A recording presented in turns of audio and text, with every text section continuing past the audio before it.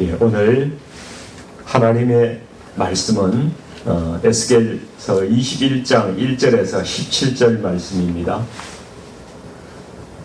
제가 가진 구약 성경은 1181면에 있습니다. 네, 우리 말씀을 찾으셨으면 같이 17절이기 때문에 좀 길긴 한데요. 같이 합독하겠습니다.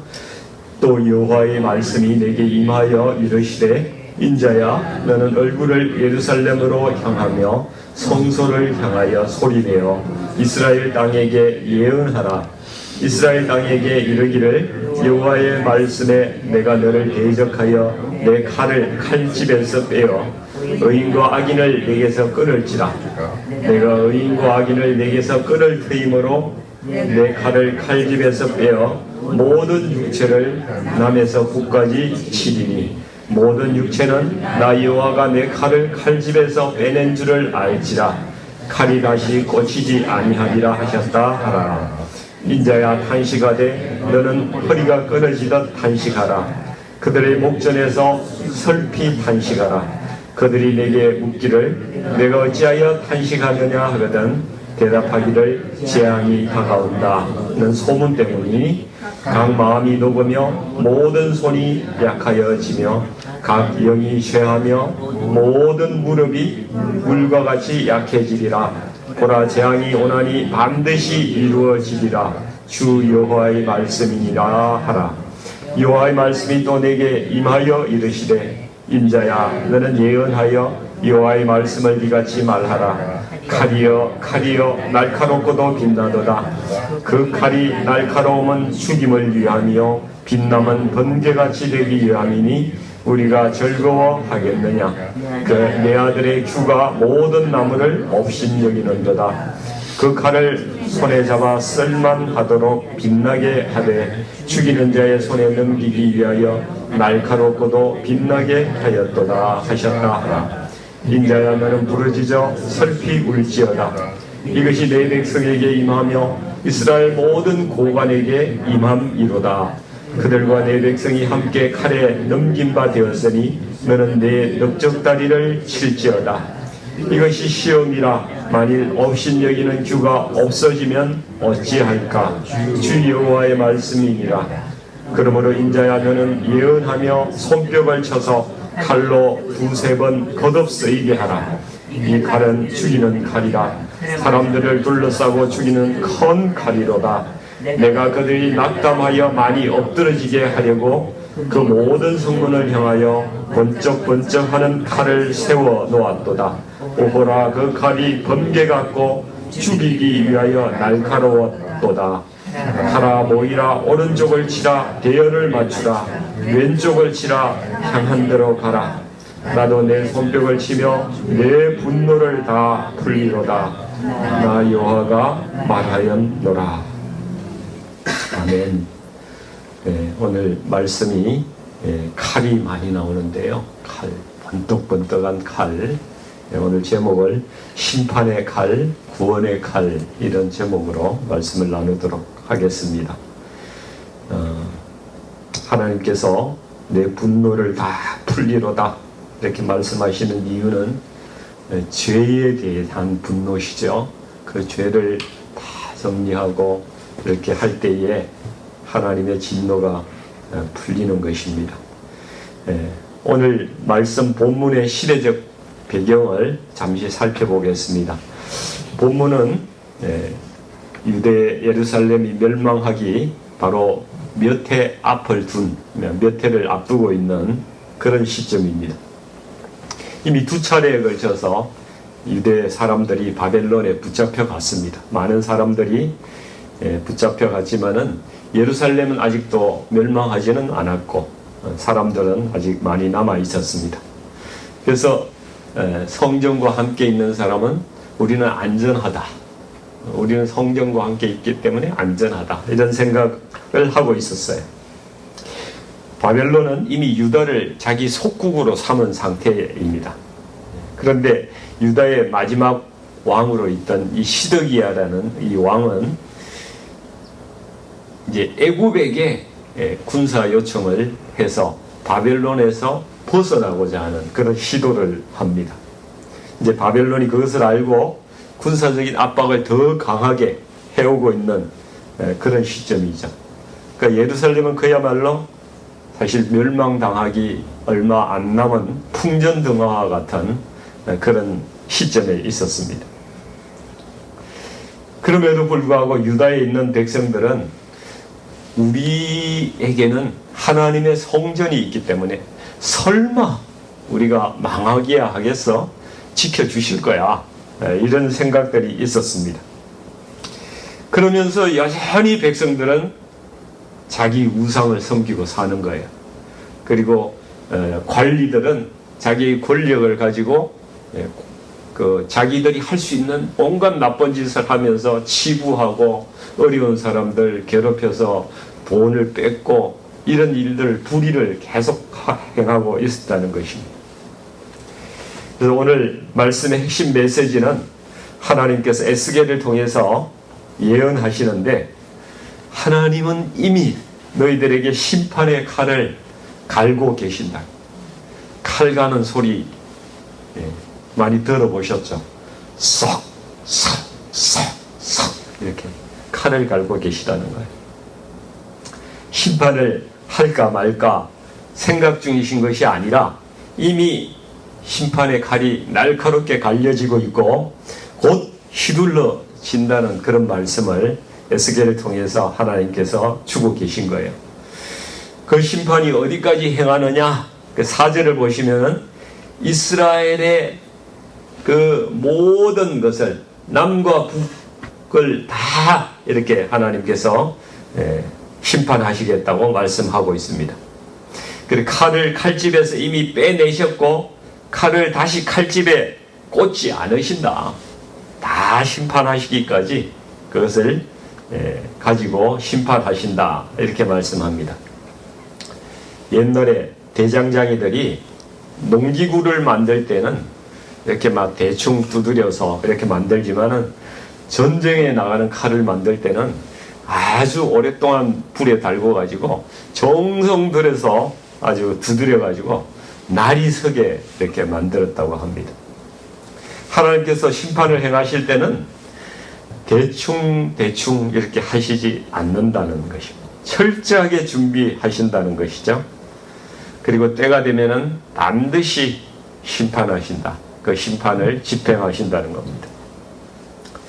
여러분, 사랑하는 아들이 만약 나쁜 짓만 골라가면서 계속하고 그렇게 살아간다면은 부모님들이 어떻게 하겠습니까?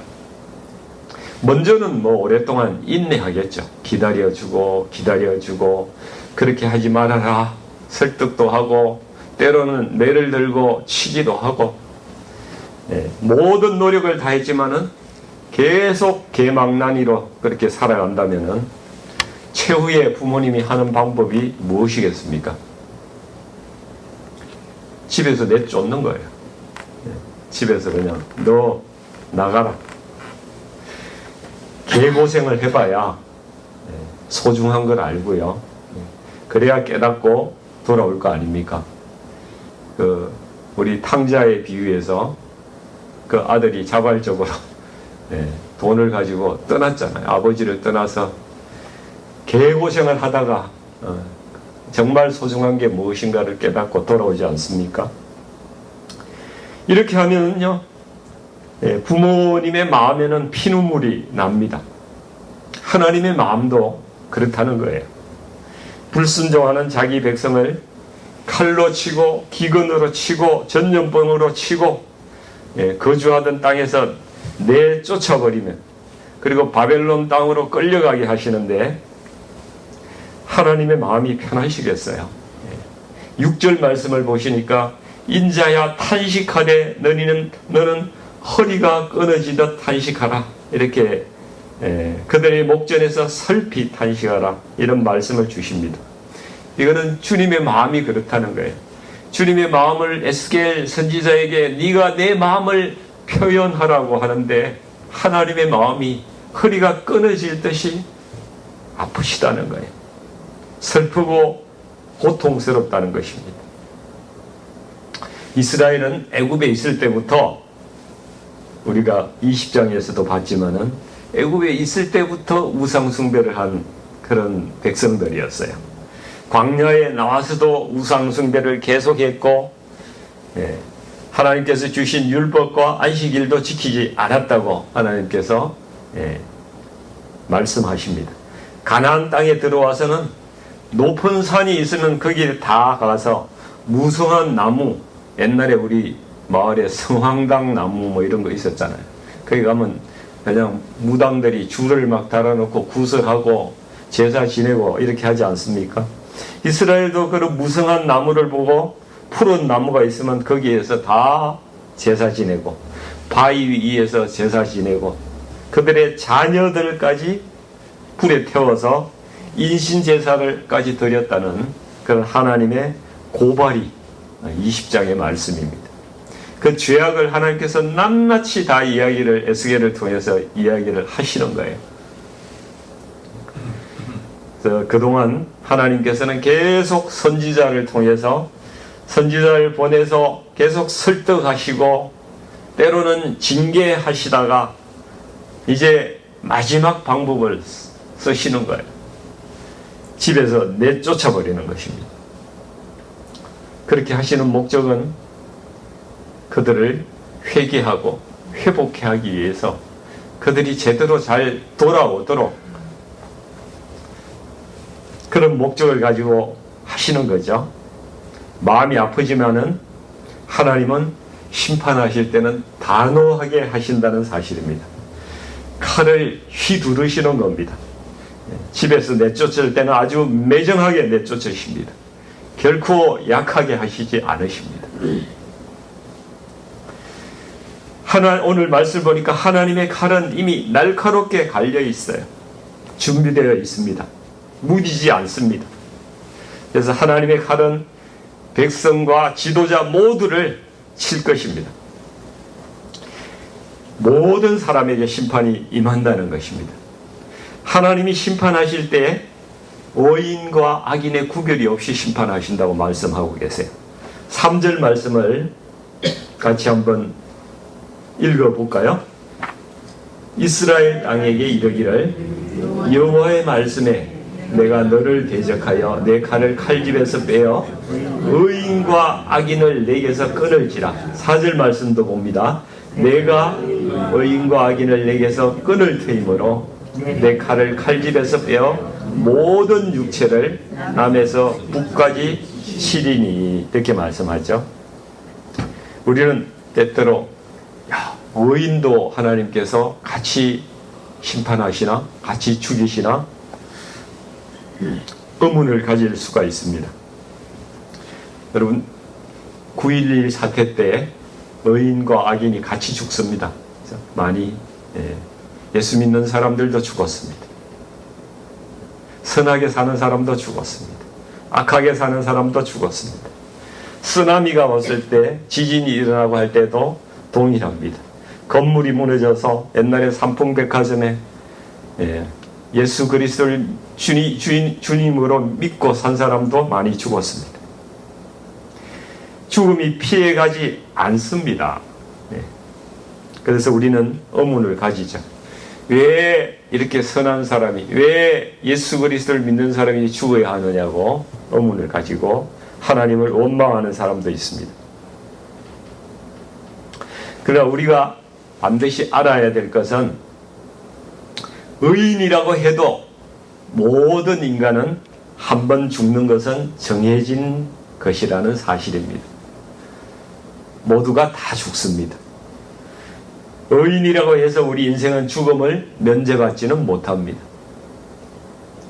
그러나 의인의 죽음은 단순히 멸망하는 것이 아니라 이 땅의 고난 가운데서 하나님의 나라로 옮겨진다는 사실입니다. 하나님 앞에서는요, 모두가 산자입니다. 자는 것입니다. 악인의 죽음은 멸망이지만은 의인의 죽음은 하나님은 그가 자고 있다, 이렇게 말씀하신다는 사실이죠. 겉으로 보기에는 악인과 의인이 동일하게 죽는 것 같지만은 심판 이후의 결과는 완전히 다르다는 사실을 우리는 기억하고 살아야 합니다. 오늘날 우리가 느끼는 국가적인 위기가 있지 않습니까? 참 나라가 어떻게 될까 참 두렵기도 하고 걱정스럽게 바라봅니다. 그리고 개인적으로도 여러 가지 시련이 닥쳐옵니다. 이런 게 어쩌면은 하나님의 칼이 갈려지는 소리일 수가 있다는 것이죠. 우리는 우리의 심령으로 하나님께서 지금 심판을 예비하고 계시다는 소리를 들을 수 있어야 됩니다. 그러나 역으로 생각하면 아직 하나님께서 칼을 준비하고 계시는 그 시간 동안은 은혜의 시간이라는 것입니다. 법정에서 판사가 최종 판결을 내리기 전까지는 이 판결봉이 아무것도 아니죠. 그러나 판사가 그 봉을 들고 내리치는 그 순간부터는 그 형이 집행되는 겁니다. 하나님께서 심판의 집행을 위해서 이 방망이를 내려치기 전까지는 하나님께서 주시는 은혜의 시간인 겁니다. 이때라도 돌이키는 사는 것입니다. 하나님의 심판은 오랫동안 인내하신 거예요. 인내하시고 밀어주시고 기다려주시다가 심판하시는데 하나님의 심판은 결코 취소되는 일은 없습니다. 반드시 집행됩니다. 세상 사람들이 입으로는 지금이 말세다 이렇게 이야기를 많이 합니다. 그러나 자신을 돌이키는 사람은 거의 없습니다. 하나님의 심판이 없다고 생각하는 사람도 많이 있죠. 고린도후서 6장 2절에 보면은 지금은 은혜 받을 만한 때요 보라 지금은 구원의 날이도다. 바울 사도가 지금이 은혜의 시대라고 말씀하고 있죠. 교회의 시대, 성령께서 오셔서 우리가 전 세계에 복음 전하고 우리 그리스도인들, 이방인들이 구원받는 시기가 교회의 시대입니다. 이것이 언젠가는 끝이 난다는 거예요. 그 시간이 얼마 남지 않았다는 것입니다. 지금은 은혜 받을 만한 때입니다. 구원받아야 될 때입니다. 이 시기를 놓치면 안 됩니다. 은혜의 시간이 닥칠 시간이 다가옵니다. 심판의 날이 반드시 이른다는 사실을 우리는 명심해야 됩니다. 그리고 수술실에서 외과 의사의 칼이 종양을 도려내는 그런 일을 하지 않습니까? 하나님의 칼도 죄악을 도려내고 회복해 하려고 하시는 거예요. 하나님의 칼이 움직이고 심판하시는 것은 수술하시는 거예요. 그러나 그 과정은 많이 아프고 힘듭니다. 만약에 환자가 캔서로 진단을 받았다면 그 환자는 심적으로 많이 고통스럽겠죠. 슬프기도 하고 불안과 두려움이 찾아올 것입니다. 저는 별로 의학 지식이 없지만은 이 캔서를 얻게 되면은 캔서가 찾아오면 키모테라피도 하고 방사선 치료를 하면은 많은 사람들이 탈모도 일어나고 구토하고 설사도 하고 그렇더라고요. 그러니까 입안에 이게 막 염증이 생겨가지고 음식도 거의 먹지를 못합니다. 빈혈이 찾아오고 면역이 막 떨어지기 때문에 극심하게 몸이 피로해지고 쇠약해진다고 이야기를 합니다. 그리고 이게 다가 아니죠. 종양이 조금 줄어든다 그러면 또 수술을 해서 종양을 제거하는 그런 과정도 겪어야 됩니다. 장기와 그 주변부에 전이 우려가 있는 부분까지 다 도려내기 때문에 출혈도 많고 그 고통이 심합니다. 그러나 아무리 고통스럽더라도 이런 과정을 겪지 않으면은 살 수가 없는 거죠. 죽을 수밖에 없는 거예요.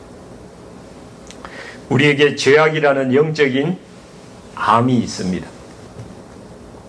이것도 도려내고 회복을 하려고 하면은 정말 무지무지한 고통과 아픔이 따르는 것입니다.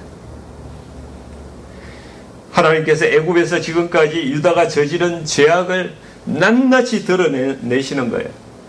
죄악을 드러내려면 어디가 아픈지, 뭐가 잘못됐는지 이거 다 정확히 진단을 해야 되거든요.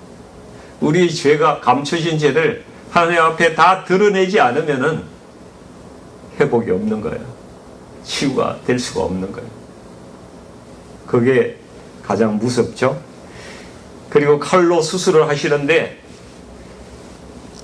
이스라엘 모든 백성들이 남과 북에서 칼로 죽고 다치고 도망가고 무너지고 그냥 포로가 돼서 끌려가고, 이 하나님께서 하시는 외과 수술입니다. 수술.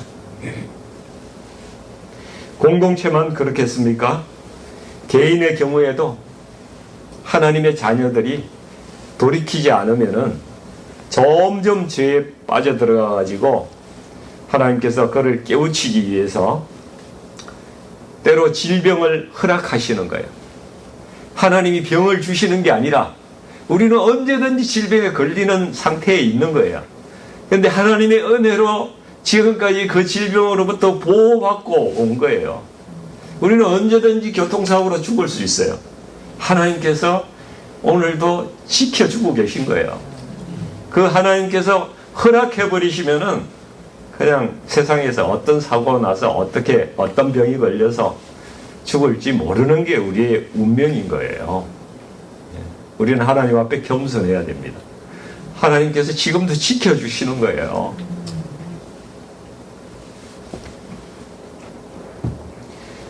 그래서 질병이 허락되거나 사업이 망하거나 가정에 고통이 오거나 자녀들이 어떻게 되거나 큰 시련에 부딪히도록 우리 죄악을 회개하지 않고 계속 가면 그런 시련이 하나님께서 허락을 해버리신다는 거예요.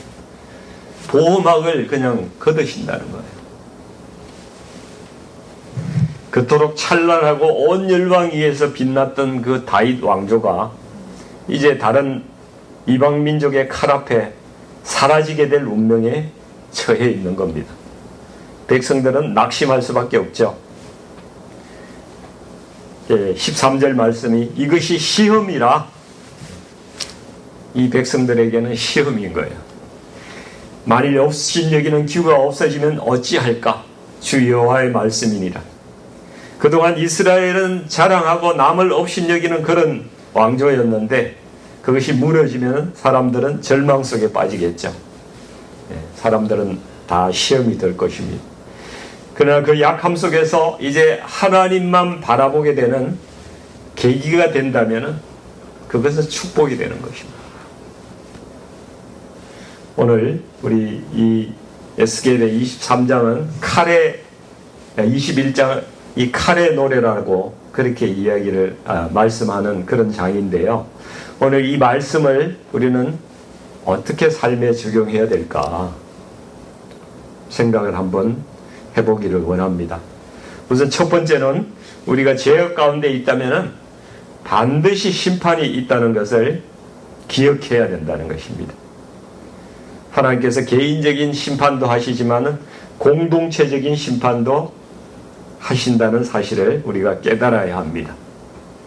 그래서 우리는 우리 공동체가 하나님 앞에 올바르게 서기 위해서 노력을 같이 해야 된다는 거예요. 서로를 권면하고 서로의 죄악에 대해서 슬퍼하고 우리의 이웃과 형제들이 죄악에 빠지지 않도록 우리가 관심을 가지고 배려하고 하나님의 공의에 합당한 그런 교회가 되도록, 그런 가정이 되도록, 그런 나라가 되도록 노력해야 된다는 것입니다. 두 번째는 내 안의 죄악을 완전히 도려내야 된다는 것이죠. 몸 안에 암세포를 남겨두면은 우리는 생명을 잃게 됩니다. 죄악을 완전히 제거하지 않으면은 우리는 생명을 잃게 돼요. 우리가 잘 암송하는 히브리서 4장 12절에 이런 말씀이 있죠. 하나님의 말씀은 살아있고 활력이 있어서 좌우의 날선 어떤 검보다도 예리하며 혼과 영과 관절과 골수를 찔러 쪼개기까지 하며 또 마음의 생각과 뜻을 감찰한다고 말씀합니다. 우리가 죄를 깨닫기 위해서는 그냥 가만히 있으면 죄가 깨달아지는 게 아니에요.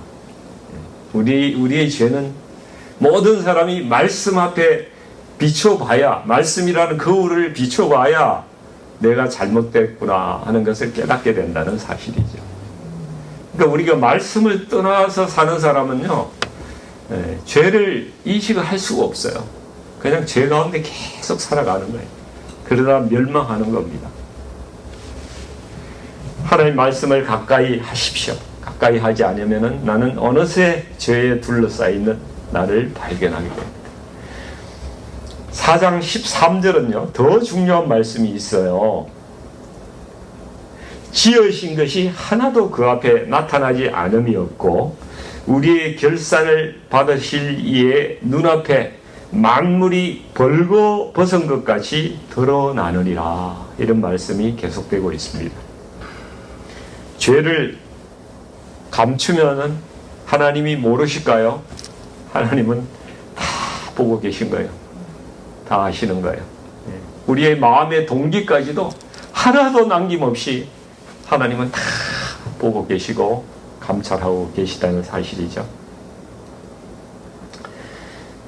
그러므로 우리는 죄를 칼로 도려내는 고통이 있더라도 이 죄를 고백하고 하나님께 용서를 구하고 새롭게 되어야 그래야 살 수가 있습니다. 그리고 마지막으로 우리 참된 구원자 예수님을 붙드셔야 합니다. 예수 그리스도께서 세상에 오셔서 십자가에서 하나님의 심판의 칼을 나 대신에 찔리신 거예요. 하나님이 심판하신 그 칼을 예수 그리스도께서 찔리셨다는 사실을 기억하십시오. 그래서 예수님이 흘리신 그 보혈이 우리 죄를 대속하셨습니다. 그래서 참된 구원은 예수님의 십자가밖에 없습니다.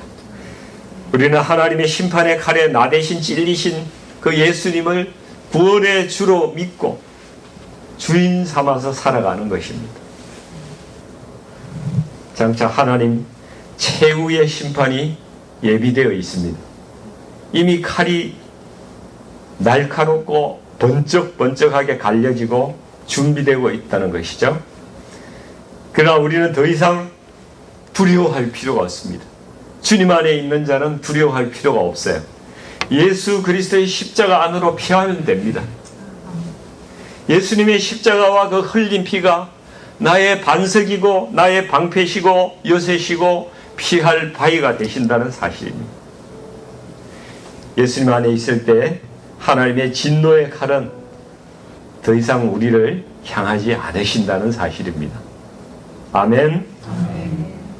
네, 오늘도 우리 성도님들 주님의 십자가 든든히 붙잡고 거룩한 삶으로 하나님의 이름을 높이고 선한 일을 사모하면서 오늘 하루를 살아가시기를 주님의 이름으로 축복합니다. 기도하겠습니다.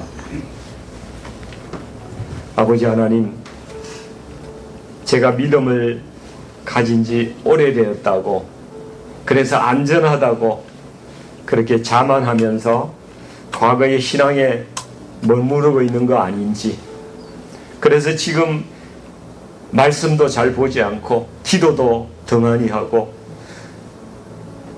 내가 지금 어떤 죄에 빠져 있는지 그것을 구분도 못하고 그렇게 살아가고 있지는 않은지, 하나님 이 시간 우리가 돌아보기를 원합니다.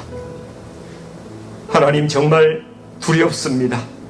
아버지 하나님, 저희가 늘 말씀 가운데서 말씀을 보면서 거울처럼 그 말씀이 나의 죄를 비춰주시고 깨닫게 하여 주시옵소서. 아버지 하나님의 엄중한 심판이 있다는 것을 늘 기억하게 하여 주시고, 아버지 죄와 허물을 깨닫는 은혜가 있게 하여 주옵소서. 그래서 매일 회개하면서 아버지 하나님, 우리의 양심을 갈고 닦고 우리가 조금이라도 어떤 죄가 있었는지 하나님 앞에 내어놓고 회개하고 주님과의 그 관계가 다시 회복되고 하나님의 마음을 아프게 하지 않는 그런 성도들이 다 될 수 있도록 하나님 인도해 주시옵소서. 우리의 삶과 가정과 교회와 우리 아버지 하나님 사랑하는 이 나라가 말씀 안에 바로 서게 하여 주셨어. 아버지 하나님, 정말 하나님의 그 무섭고 놀라운 그런 심판이 이르기 전에 아버지 하나님 회개하고 순종의 길로 가는 하나님의 은혜가 있게 하여 주시옵소서. 예수님의 이름으로 간절히 기도하옵나이다. 아멘.